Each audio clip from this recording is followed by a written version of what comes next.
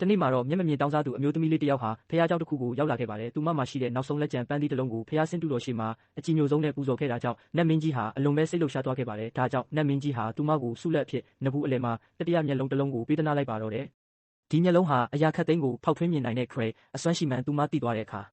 နတ်မင်းကြီးကိုကျေးဇူးဆက်တဲ့အနေနဲ့ငွေတွေအများကြီးရှာပြီးဒုက္ခရောက်နေသူတွေကိုကူညီပါမယ်လို့တစ္ဆာဆိုခဲ့ပါတယ်။အဲ့ဒီနောက်တောင်းစားသူမလေးဟာဆိုင်တစ်ဆိုင်ထဲကိုဝင်လာခဲ့ပါတယ်။သူမရဲ့ဘဝမှာပထမဆုံးအကြိမ်အဖြစ်မှန်ထဲမှာကိုရုပ်ရည်ကိုပြန်မြင်ခွင့်ရခဲ့တာပါ။ဒါပေမဲ့မျက်မမြင်တယောက်မှန်ကြည့်နေတာကိုမြင်သွားတဲ့ဆိုင်ကူကတော့သူမကိုကြည့်ပြီးလှောင်ပြောင်းရင်မောပါတော့တယ်။အဲ့ဒီတော့မှပဲသူမရဲ့ဒီတတိယမျက်လုံးကိုတခြားသူတွေမမြင်နိုင်ဘူးဆိုတာသူမသိလိုက်ရပါတယ်။သူမဟာငွေစအချို့ကိုထုတ်ပြပြီးဒီနေရာမှာငွေရှာချင်တယ်လို့ပြောလိုက်တဲ့အခါဆိုင်ကူကသူမကိုလောင်းကစားဝိုင်းတစ်ခုစီခေါ်သွားခဲ့ပါတယ်။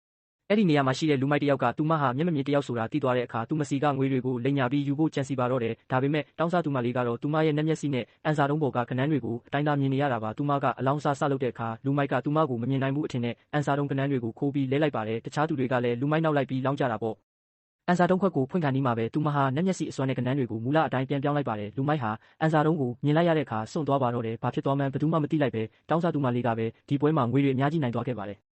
ဒါကိုလူမိုက်ကအရှုံးမပေးပဲနောက်တစ်ပွဲထပ်ကစားဖို့စိန်ခေါ်ပါတယ်။သူမကလည်းလက်ခံပြီးရှိသမျှငွေစားတွေအလုံးကိုပုံအောပြီးလောင်းလိုက်ပါတယ်။သူမဟာနက်မျက်စိနဲ့အန်စာတုံးကိုကြည့်နေတယ်လို့ဘေးကလူတွေကလည်းခိုးကြည့်နေကြပါတယ်။သူမကမျက်မမြင်မို့လို့အခွင့်ကောင်းယူနေကြတဲ့လူတွေကိုစေတနာရှိထားပြီးဒီတစ်ခါတော့မလောင်းကြဖို့တတိပေးခဲ့ပေမဲ့ဘယ်သူမှနားမထောင်ကြပါဘူး။လူမိုက်နောက်လိုက်ပြီးပတ်စံတွေအကုန်လောင်းကြတာပေါ့။လူမိုက်ကအန်စာတုံးကနန်းတည်းလို့ခံမှန်းလိုက်ပေမဲ့